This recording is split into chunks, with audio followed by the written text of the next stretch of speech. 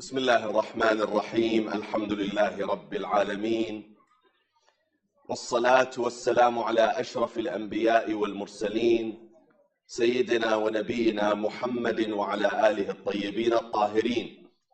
اللهم صل على محمد. My dear brothers and sisters, Assalamu alaikum wa rahmatullahi wa barakatuh. بسم الله الرحمن الرحيم. فبما رحمة من الله لنت لهم ولو كنت فظا غليظ القلب لانفضوا من حولك فاعف عنهم واستغفر لهم وشاورهم في الأمر فإذا عزمت فتوكل على الله إن الله يحب المتوكلين.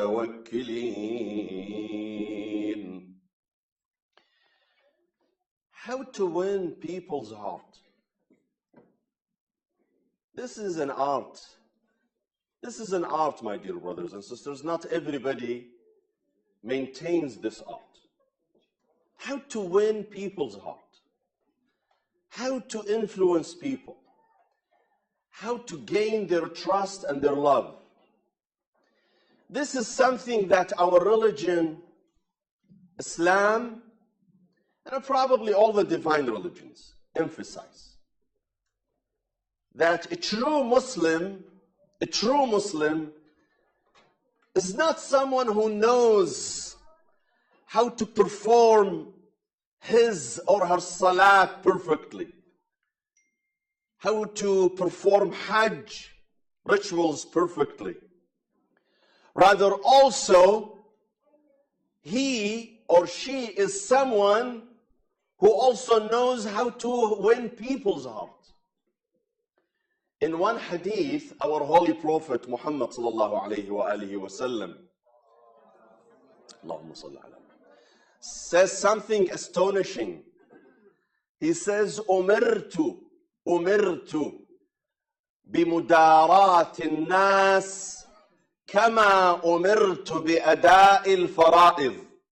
He says, God has ordered me to pray, to fast, to pay khums and zakat, to perform hajj. And equally, he had ordered me to win people's heart. He had ordered me to win people's heart as much as he had commanded me to perform my prayer and my fasting and my rituals.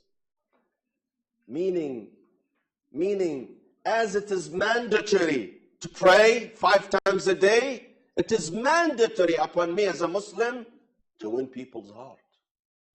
To be good to them, to be nice to them, to know how to treat them well. To be a Muslim, praying, fasting, and yet being rigid, rude, they don't get along. They don't get along.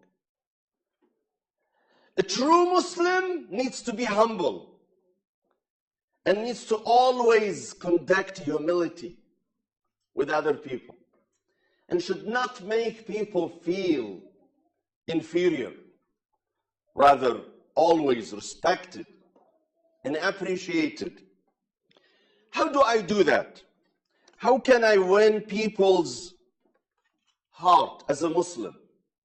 By the way, my dear brothers and sisters, in order for me to win people's heart, I don't need to be a sheikh or a sayyid. Some people think this is only the job of the imam or the sheikh to reach out to the people. No.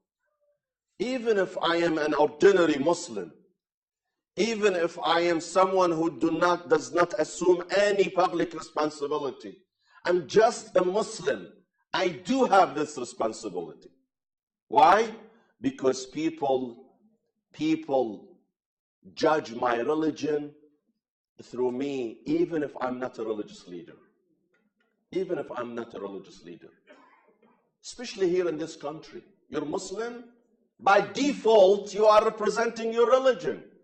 Whether you like it or not, you do represent your religion. And therefore, when I make a mistake, people will attribute my mistake to who? To my religion. They will say, look, those are Muslims.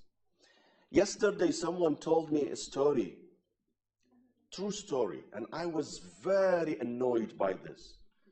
He says, I went to one of those chain stores, like, for example, Target. And I was there buying some stuff.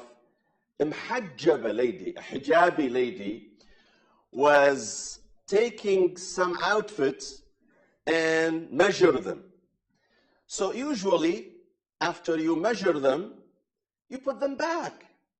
This hijabi lady, unfortunately, was taking those outfits. After returning them, she would just throw them down on the floor. The first one, the second one. This guy who was telling me the story, he was an eyewitness. He says the lady came, the employer came, and she says to her, to this hijabi lady, please put them back. She says, it's not your business if I put them back or not. It is your job to put them back. This is not how a Muslim should act. If I'm not Muslim and I see this lady, hijabi lady, doing this, what is the message? The underpinning message. Look at their religion. Teaches them to be disrespectful and organized, chaotic. Well, Islam never says this, but by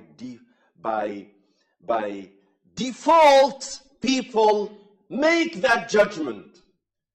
They consider me an ambassador of my religion, even if I am not. People do, especially if I am wearing a religious symbol such as hijab or laffa. People will say, look at those Muslims. So, my dear brothers and sisters, Islam pays attention to this issue of winning people's heart. We as Muslims are in constant mission for winning people's heart, to always make people happy. Because that's how people perceive you and your religion as well. What are the tips we can give, we can share to win people's heart according to the tradition of our holy Prophet Muhammad sallallahu alayhi wa alihi wa sallam? The first thing, the first tip, plant love and do not plant hatred in people's heart. Meaning, show people love. If you read the hadith of the Prophet talks about love. For example, لا يؤمن أحدكم. None of you can truly believe in Islam حتى يحب لأخيه ما يحب لنفسه. You cannot claim to be a true Muslim until you love for your Muslim brother or sister that which you love for yourself. Love. You love yourself, right? We all love ourselves. And we want to do everything good for ourselves. We want everything good for ourselves. That's given. If that's the case, then do the same to other people. Just like you want everything good for yourself, everything desirable for yourself, wish it for other people as well. Want it for other people. So, when I come home and I want to eat, we all love good food, delicious food. Remember, you're not one. You're not the only one. There are other people. Wish them what you wish for yourself. You want to enjoy the delicious food? Well, you need to desire that for other people as well. But to go to be the first when there is a buffet I go and take and pick the best food for myself and leave the rest for other people, this is not Muslim. You know, every time there is a buffet, there is a disaster. Because some people try to outsmart others by going first, picking the first food, the best food, especially if there is food like shrimp. They go and grab it before others. And so if you're the 10th or 12th person, you go there, there is nothing left for you. I see this every year when I used to go to Hajj. So there is a buffet dinner or a buffet lunch. If you come 15 minutes late, even though the food is enough for everybody, but you know how some people, how desperate they operate when they see food? They go blind. They go blind. As if they have not seen food in their life. They're in a hurry. And they pour so much food in their plate that they cannot even eat half of it. So when I get there 10 minutes later, 15 minutes, there is no food. Or if there is food, usually it's the leftover. The food that has no meat, for example. All the meat is taken. All the shrimp is taken. All the fish is taken. So I get with the whatever food has been left. You like yourself, you need to like other people. You have a stomach, other people have a stomach as well. You enjoy eating good food. Remember, people also enjoy eating good food. So always plant love. Treat them with love. Treat them with love. If you happen to be in the buffet standing for a second, I know you're very hungry. I know. But for a second, just look back to the person standing before you. And once you are filling your plate, surprise your friend by offering him your plate. And see how he's going to react. See how he's going to react. With so much gratefulness. With so much gratitude. Oh, this is for me? Yeah, this is for you. I fill this for you. Oh, thank you so much. Try this one time. That you surprise the person who's standing behind you, who might not be related to you. He could be a stranger. You are filling the plate, but you offer it to your friend. See how he will react. See how grateful he will be. My dear brothers and sisters, sometimes all it takes to change someone, to change someone's attitude toward you, is by only one kind gesture. One kind gesture. That's all it takes. By planting love in their heart. You plant you plant love in their heart, and you harvest immediately. Not even after 5 minutes, you harvest. You see the culmination, cultivation. In 5 minutes, always plant love. One philosopher, his name is Mike Rogers, he says, I have not met any person in my life that I could not love. I could not love. Great. I have not met any person in my life that I could not love. Everybody I met, I could love. Isn't that great? To be able to love people? To be able to love other people?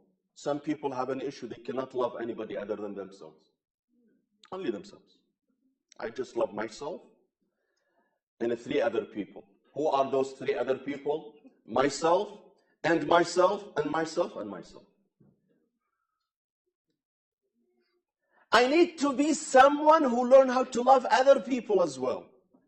Even if they are different than me in their color, in their religion, in their language.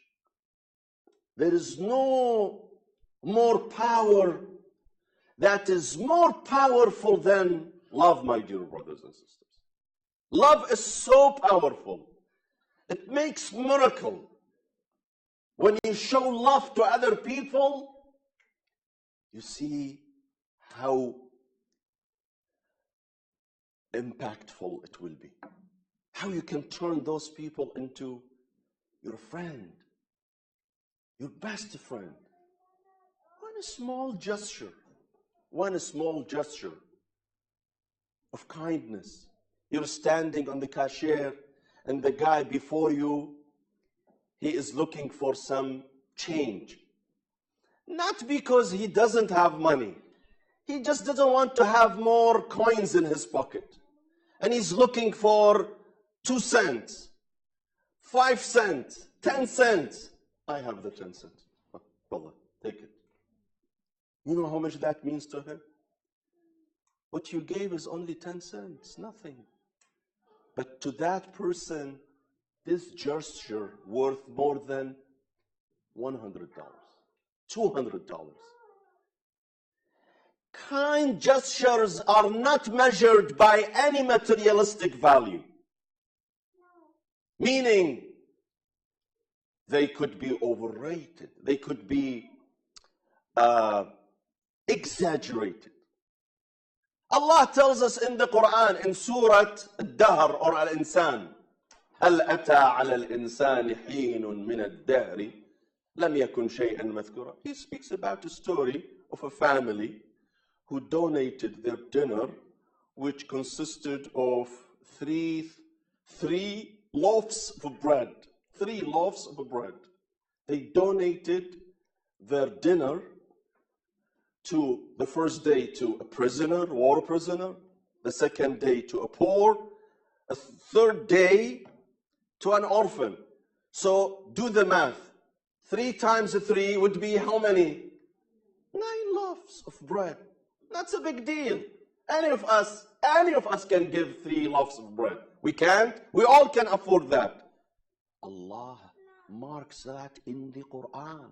It's been 14 centuries. Muslims read the Quran and they remember the story. Day in, day out. Day in, day out. What is special about those 9 loaves of bread? Were they made in heaven? No.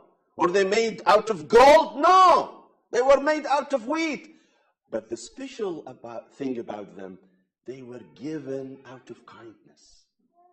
When this family was desperately in need of food, when Imam Ali and Fatima al-Zahra were hungry and they were fasting and they were about to break their fast, another person, a war prisoner, came and said, give me something to eat. They gave away their entire food. All they had 3 loaves of bread. They gave it away. Same thing happened the next night, the third night. And Imam Ali didn't go and put an ad in the newspaper about it. He didn't tell anybody about it. But one person knew about it. And who was that? Allah subhanahu wa ta'ala. Allah reveals a whole chapter in the Quran honoring this kind gesture, this kind gesture of Imam Ali and his wife Fatima al-Zahra giving away their food, their iftar food, to a stranger.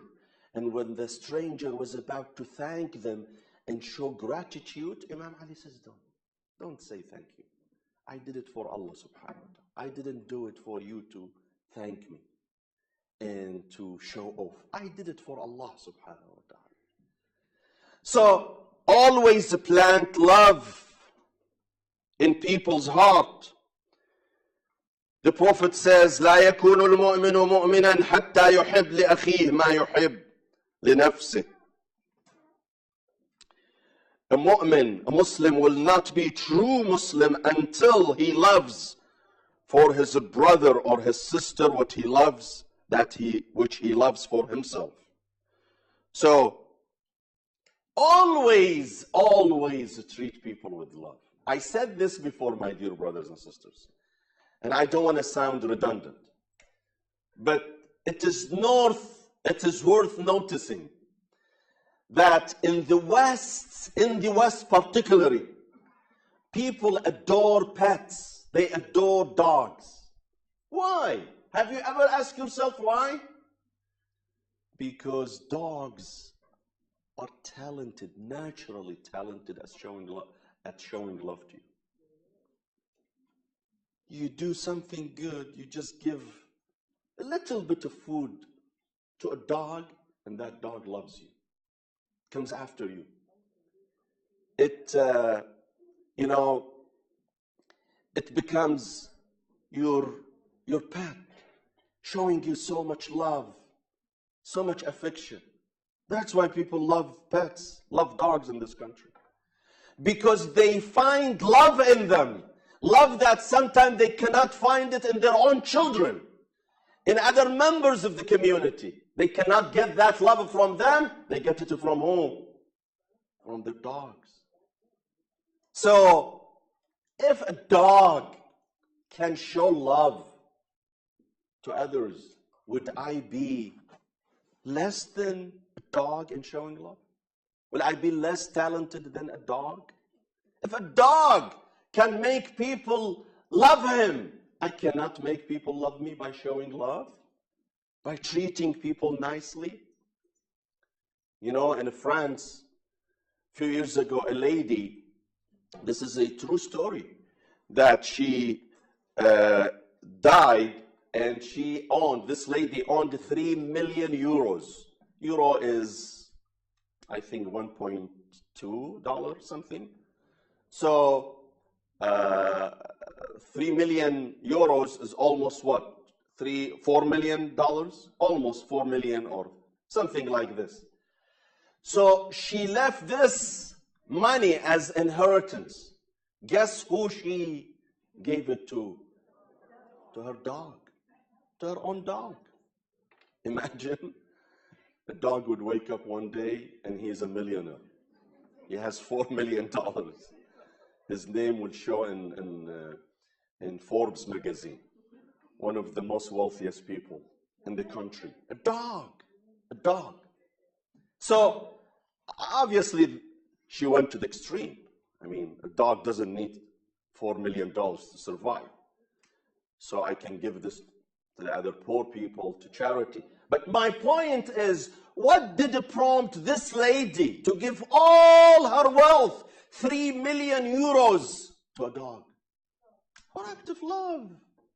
Because she found love in this dog that she could not find it probably in her own son, in her own daughter. Look at this civilization, at this fake civilization, a civilization that has been able to penetrate the outer space and to discover Mars and Jupiter, yet they cannot explore other people's heart. They could not invade strangers' heart. Not stranger, their parents. Their parents. Sometimes people cannot even show love to their own parents. That their parents seek that love from an animal, from a pet. Look at this civilization. How ironic. We can penetrate the outer space. We can reach the furthest point on this space, in this universe. We can create a device that can traverse millions of miles. But yet, we have failed to travel to the heart of a father or a mother. That they go and seek love from a pet, from an animal.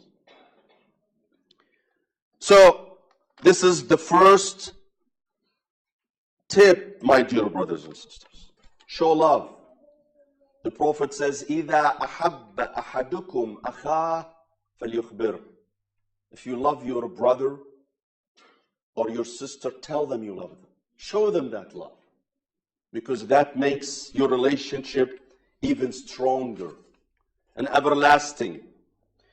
Number 2, listen to this. Number 2, listen to people's problem. You know, there are many people who just want someone to listen to them. Nothing more. Nothing more. I remember I was in California before moving to Michigan. That was in 95, 94.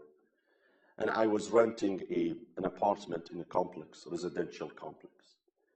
Every day when I leave the apartment, every single day, I see an elderly man is wandering and walking around this complex with his two dogs. And sometimes he sits on the chair, on the bench, looking for someone, to talk to someone, and he cannot find anyone. He breaks my heart. So I go to him, and I talk to him. He was in his mid-80s. And I talked to him. I found that he is living by himself. His wife died, his two kids, one lives in Guam, an island in the Pacific as a soldier or whatever. And he has a girl who lives in, a daughter who lives in another state. And he hardly hears from them. So he just let days and nights pass without having anybody to talk. Trust me, when I would stand next to him and I talk to him for 5 minutes, he feels as if I have given him the world. He would be so happy, so grateful, so relieved that finally there's someone listening to him. He didn't have much to say, or he didn't have anything important to say, but just to vent out, to speak, to talk to someone, to have someone listen to my concerns, to confide into someone. This is a talent. Just listen to some people. Just listen to them. They don't ask for much. They are not asking you to give them money. He never asked me to give him any cash. He never asked me to give him any food. He has food, he has cash. What he didn't have, what he lacked, he didn't have someone to talk to in this very materialistic society. He was so happy, so joyful to find someone just to talk to. He would just talk to me for 5-10 minutes. He talks and he talks and he talks. And sometimes my kids were with me. Yalla, Baba, let's go. I said, okay, just give me a few more minutes. Baba, let's go. And they keep asking me, and I tell them, just give me a few more minutes. So I let this guy let it out, to vent out. Maybe I have shared this story with you a few years ago, before having iPhone. Now, alhamdulillah, you call the entire world for free, through WhatsApp and, other FaceTime. Before, we used to spend tons of money on long distance. You remember that? So I called a friend of mine in Beirut, and I asked about him. Apparently, the number was wrong. It was a wrong number. So I asked about my friend. A lady picked up the phone, and she says, "Who are you?" I said, "I'm Qazwini." She says, "Who do you want?" I said, "So-and-so." She says, "No, it's a wrong number." I said, "Thank you." I was going to hang up the phone. She says, "Are you Qazwini?" I said, somehow she heard about my name. She says, "Sayyid, I need to talk to you." I said, "Okay, go ahead." And she started rambling for about half an hour, talking about her husband and the problems she's having with her husband. And I'm watching my watch. My God, it's $1.50 per minute to Beirut. And this lady is talking and talking and talking. And every minute I tried to basically stop her. She wouldn't stop. She just go, this guy does this guy does. I told her after almost 30 minutes, I told her, "Hajj," and we were talking in Arabic. "You know what, Hajj, I live in the US. You live in Beirut. I don't think I can help you. If you want, I have a sheikh, my friend in Beirut, who happens to be a judge also in the family court. So I can refer you to him. Please go to him." She says, no, Sayyid. No, أنا بس بدي فش خلقي. All I want to do, I want to vent out. I don't want to go to the court. Okay, fish. I said, "Fishy خلقك منيح يلا." It cost me over $50. So, Sometimes people are looking for someone just to fish khil'a, as they say, just to vent out. That's all. She wanted someone just to let it out, to vent out. That's all she needed. She was not going to go to the court and take him to the court. She wasn't. She just wanted someone to listen to her concern. That's all. Trust me, half our problems could be saved by just having someone to listen to us. Venting out. Venting out. Every person needs someone to vent out. Every person. Each one of us. Each one of us. Even the Prophet. Even our holy Prophet. He would vent out to one of the two. Either to his wife, Khadija, or to Allah subhanahu wa ta'ala. Some people vent out to Allah.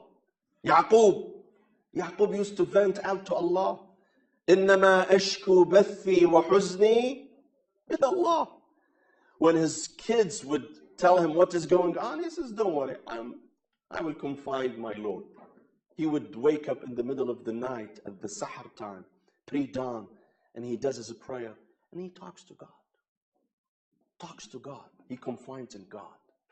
There are people who do not confide in anybody other than God, because He is the most trustworthy person. If I tell someone, if I vent out to a human being, I may risk him going and revealing my secret.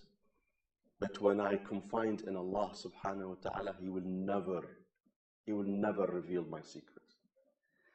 When I confide in human beings, there is a possibility they may be able to help me or they might not be able to help me.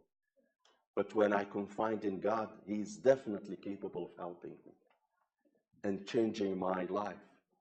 No doubt in that. And if I confide into some people, I may risk alienating them. Some people don't have time to listen to others.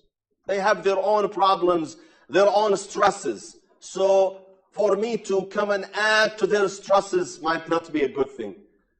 But Allah, no matter how much you confide in Him, He will never be annoyed. He will never be bothered. In fact, He would want you to talk to Him. He would want you to confide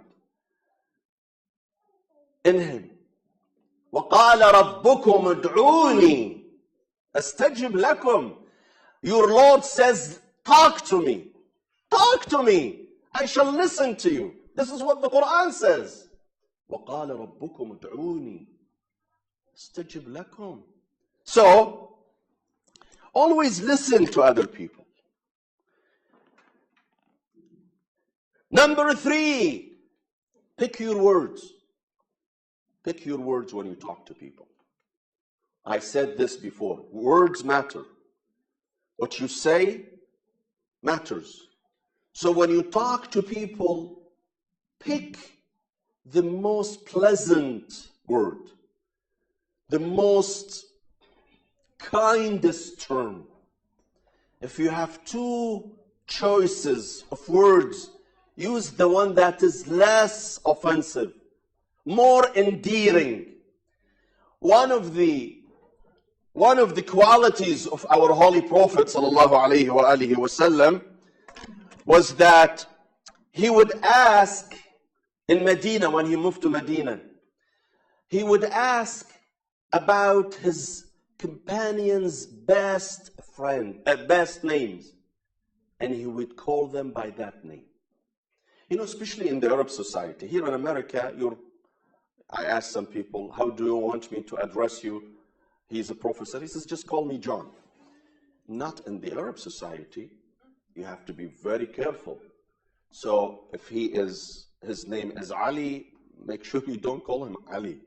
He will be upset. You need to call him Abu Hussein or Hajj. Be very careful. Some people get offended. This is what you need to be careful. Don't offend. Use the word he likes. If he likes to be called Hajj, call him Hajj. What's the big deal? If he wants to be called Abu Ali, call him Abu Ali instead of call him Muhammad.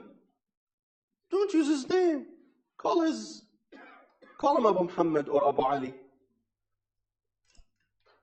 This makes him feel closer to you. Those endearing words, and instead of being dry, always use endearing words with people. If you're talking to your friends, always use endearing words. Yes, Habibi, yes, my dear. What's a big deal if you use those words? What's a big deal? So, always pick your words when you talk. Do not use a term that could be vocabulary that could be offensive or rude. I asked someone a while ago, a friend of mine, about his dad's situation, his dad. And I was really shocked.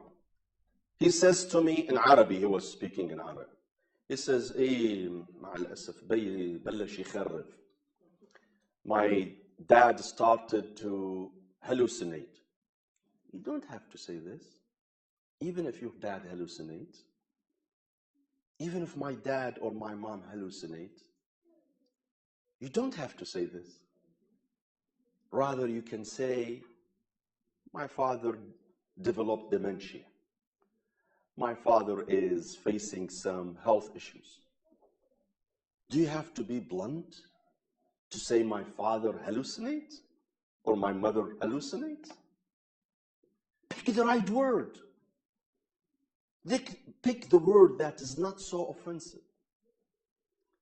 You know, in Arabic, a blind is called a'ma, but we are told in the tradition of Ahl al-Bayt not to call him a'ma. It is to call him basir. Basir is the opposite, the all-seeing. He sees. Sorry? Or dharir. Dharir means disabled. So instead of saying a'ma, which is a very rude, harsh word, use the word dharir, or basir, or makfuf. Do not use words so bluntly, like a'ma, because you heard them. Someone who is deaf, I don't need to say he is deaf. Say he is disabled. Use the word that is not so offensive. Even though what you're saying is true, he is deaf. But the word deaf is too much. Too much. It doesn't have any feeling. Rather, when you say he is disabled, or he is in need of help, medical help, always use those words, because words play a major role. Number 4, stop rebuking other people. We have a habit in our community that if I tell someone something and that person doesn't listen to me and he make a mistake and he faces the consequences of his own bad choice, what do I say? شفت? استاهل. Don't we do this? We tease them. We rebuke them. Don't do that. Don't do that. One of the qualities of our Holy Prophet Muhammad sallallahu alayhi wa alihi wasallam, he would not rebuke people. He would not say, why did you do this? Rather, when someone makes a mistake, he would say, he said it, he did. Because we are all prone to that. We all make mistakes. Do not come and double down. If I made a mistake, okay, let it go. Some people cannot let it go. They made a big deal of it. Didn't I tell you? How many times I told you? Okay, so what? He's a human being. He made a mistake. Rebuking others doesn't help at all. In fact, if it does anything, it alienates those whom we rebuke. Don't rebuke. Someone made a mistake, fine, made a mistake. Let's not make a big deal out of that. Let's not keep reminding him. When you're about to give an advice to someone, in Arabic it says, لا تجعل من النصيحة فضيحة. What is nasiha? Advice. What is fadiha? Fadiha, exposure or scandal. If you're about to give someone an advice, give him an advice. Don't make a scene out of this. Don't make a scene out of it. Sometimes people make a scene out of giving a simple advice. Let me give you an example. One of my friends in the community, he is now in his probably mid-30s. He comes to Friday prayer. He always attends. He told me, Sayyid, long time ago, I was 15 or 14. I went to one of the mosques, local mosques. I was going to pray. Imagine, he is only 14 and 15, and I was wearing short. So as I was entering the mosque, there is a guy there, an elderly guy, looked at me, and he says, hey, don't go inside the masjid with the short. Go wear something proper. He says, he said this before other people, and I was so embarrassed. I was so embarrassed that for 10, 15 years, I never stepped into any mosque. What kind of advice that is? You want to tell someone not to be, inappropriate by being inappropriate? I want to tell him you are being inappropriate by wearing short. By me being inappropriate, by yelling at him and making a big scene out of this? You don't have to. You could go to him privately, whisper in his ears, or say it in a nice way. Not in a way that will make him react for the next 15 years that he would never step foot into any masjid. That's a reaction. I'm responsible for it, for the way I treated him. You want to give nasiha? Give nasiha. Give advice in a good way, in a nice way, in a kind way. Don't humiliate the person you are giving him the nasiha, the advice. Don't make a scene out of it. Imam Hassan and Imam Hussein, I will conclude. So an elderly man making wudu. By the way, I see people making wudu all the time, and it is a wrong wudu. And I am put in a very bad situation. If I go and tell them, they will be offended. If I don't tell them, they will continue with that way. Al-Imam al-Hassan and al-Hussein, they were kids, 6, 7 years old. They went to make wudu, and they saw an elderly man making wudu, but inappropriately. Not the right wudu. He's messing up with his wudu. How 2 kids can now teach a man in his 50s? How? Without offending him. So they came up with this brilliant idea. They came to him and they called him Ya uncle. We are running a contest. Me and my brother Hussein are running contest on wudu. We want you to be the referral. You watch us how we do wudu, and you tell us which wudu is best. The guy says, okay. So they both do wudu. So do you think there is any mistake in the wudu Imam Hussein would make? Any mistake in the wudu Imam Hassan would make? No, of course. They did a perfect wudu. After seeing them, that they both did a beautiful wudu, he got the message. He says, my beloved Imams, you did a great job. It is your uncle who goofed. It is me who goofed, not you. You did a beautiful wudu. It is me. Instead of rebuking a guy who is as old as their grandfather, they send a very nice message by, come and see us how we do wudu. as if we are running a contest. They showed him he was wrong without telling him you're wrong, without humiliating him. That's an art. That's an art. If you can do that, if you see someone making a mistake and you can tell him or get him the message that he's making a mistake without humiliating him, without making a scene, that's an art. And that's what we need to do. My dear brothers and sisters, my time is running up. And before I finish, I have two things to announce. One is the hadith from our holy prophet says, "Man lam yashkur al-makhluq, lam yashkur al-khaliq." People, religious people, do things for Allah subhanahu wa ta'ala, not for recognition. They do not expect other people to thank them. But it is people's responsibility to thank them. So if someone does good to me out of kindness, they may not expect me to thank them, but it is my moral responsibility to thank them. So here we have, we're blessed at the Sunday program with certain brothers and sisters, and mostly sisters actually, and who have been volunteering their time in serving the congregation and our Sunday group. So I thought it is very imperative that we thank them.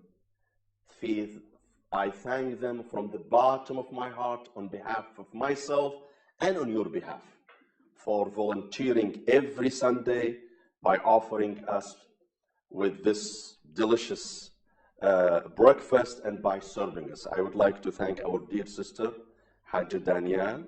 I would like to thank our dear sister, Hajj Leni. I would like to thank Hajj Zainab, Hajj Ghada, and Hajj Nada, and all other, if I missed anyone, please, please, please forgive me. All done. And Imam, Sayyid Imad, and all the brothers and sisters who help here and they offer their services, Hajj Fuad Zaban as well, and all other brothers and sisters who offer their help. I would like to thank them from the bottom of my heart, and I ask you to give them a round of applause, please.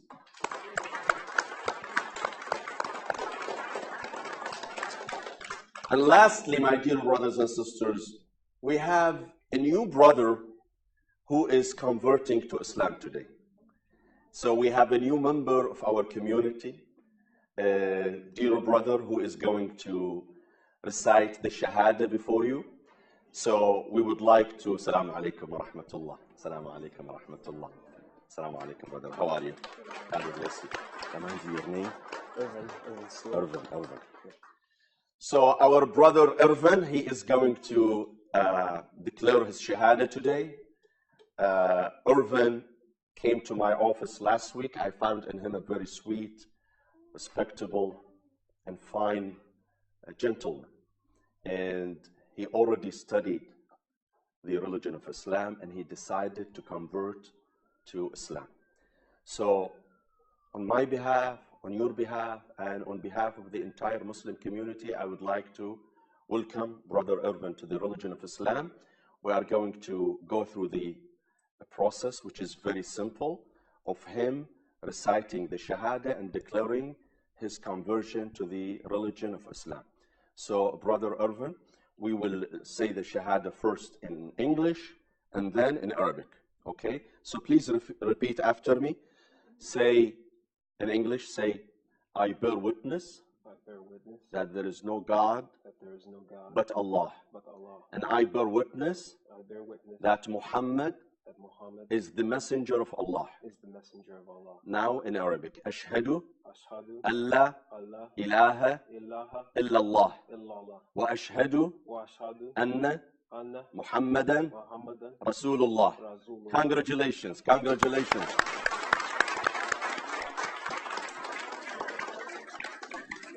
Yes, Brother Irvin would like to share a few words with us, so please go ahead. Don't be shy.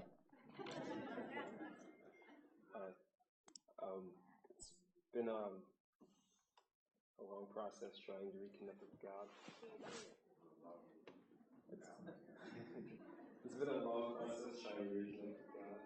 I started off pretty much in Catholic school, and that was my way into knowing God and having a relationship with Him.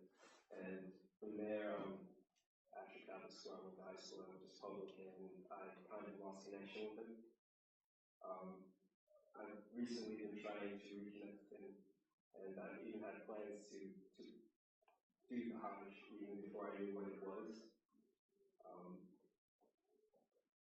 I think that Islam is the religion for me, and Christianity is not really for me, and I think this is the step for me. Congratulations. Thank you. Again, I would like to thank our dear brother Irvin for converting to Islam. Inshallah, he finds a new community, a new family, a new place, and we welcome him to our religion. Yes, sister. Welcome, brother. Thank you. God bless you.